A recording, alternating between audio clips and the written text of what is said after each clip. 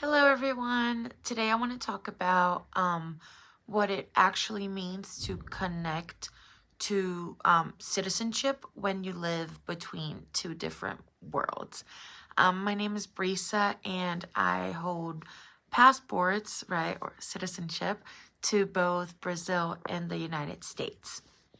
So, in our class readings, James Holston's he describes something called differentiated citizenship, and that's just the idea that even if everyone's a member of a country, their rights, the rights that they get, are not really equal, right? So it's like almost like they're tiered based on their social class, their education, and even their skin color. My central argument for today is that citizenship is not just a piece of paper that you're born with, right? So it's actually a lived experience, right? A lived practice of belonging.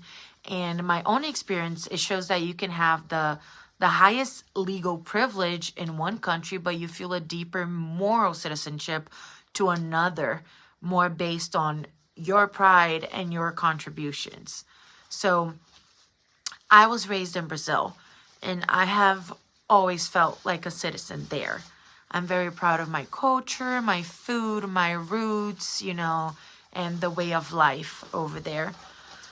And when I voted in Brazil, I actually felt like I was doing more than just checking a box, right? And I feel like this really connects to Holston's idea of the contributor rights, when he explains, for example, that the people in the favela, right, they feel that they have the rights because they actually share the community, right? Like they build, they fix, they contribute to economy. And even though the system, the Brazilian system, does have a lot of problems, I did feel like I was a contributor there. And I wasn't just like a citizen on paper. I was actually a citizen through my own actions and my pride. In Brazil, I really felt like I had earned my position and my place in the Brazilian citizen conversation, right? So 7 years ago, when I moved to the U.S., because I was born here, I immediately had the legalized privilege, right, of like being a U.S. citizen. I didn't really have to run after my rights the way that Holston describes that poor residents in Brazil do.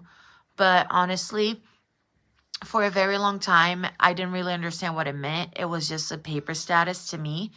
And Holston does talk about the gap that exists between having a legal status and actually exercising that right. And as I began to feel more at home here, I started to feel like the conflict, right? Like, because I started becoming proud to be here, but things like the political things and climate started going another way, and it did put me in a strange position where I have the legal right to be here, but I don't feel the same pride or moral connection to the system that I do with Brazil. So it's basically just a reminder that having the right paperwork doesn't really automatically mean that you feel like you belong. And one thing I also have to do is I also have to be very critical of my own position, right? So Holston notes that in differentiated systems, the rights often work as some sort of a privilege for those that the state deems deserving, right?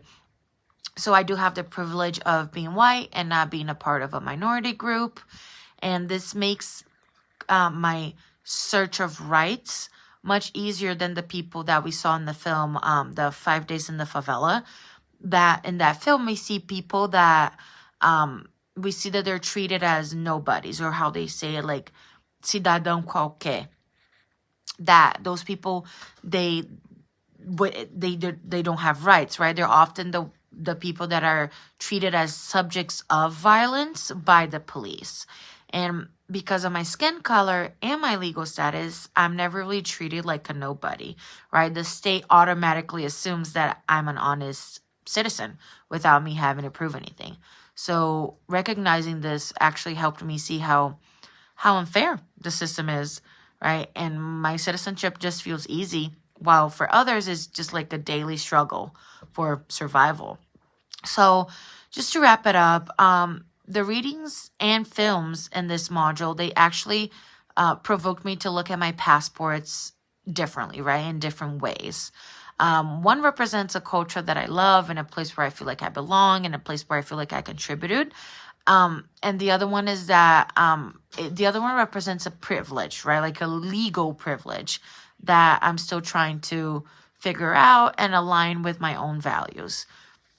So, what I mean here is that citizenship isn't just about having rights, right? Citizenship is about sharing in a society, but sharing a society where everyone, not just a privilege, are treated as an equal, right? So, as James Holston says, he suggests that we move away from seeing rights as favors and start seeing them as a common ground for everybody. Thank you.